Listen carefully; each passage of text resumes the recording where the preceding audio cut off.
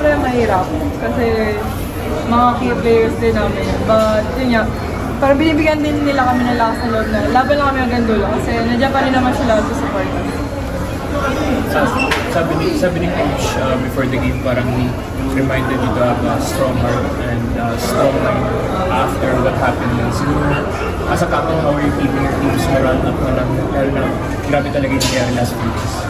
Syempre siguro emotionally, like alam naman natin yan na mahirap talaga. But sabi nga namin sa isa't isa na magkapitan na talaga kami. Kasi wala like accident talaga. Tapos yun nga, kapit lang sa isa't isa.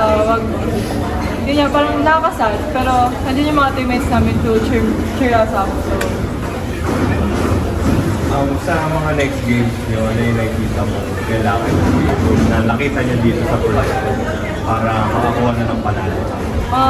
siguro for me, consistency lang talaga. Tapos, yun nga parang kakasabi lang ni Coach na kailangan namin sumunod sa naging strategy namin sa sistema. Yan yung last na games nyo, last game mo naka 5-6 kayo kasi ito dominate kayo sa first set. Gano'ng kalaking boost na lang yung para sa inyo heading forward na kahit na nawala kayo ng key players, nandun pa rin yung fight na pinapakita natin. Siguro yung nag-5 set, tapos okay yung laro namin ngayon. Siyempre, nakakatuloy na sa amin ng sobra. Since parang, lalo na sa mga rookies namin, lalo na naglalaro sila ngayon, na ma-boost yung confidence din nila and yung confidence nila.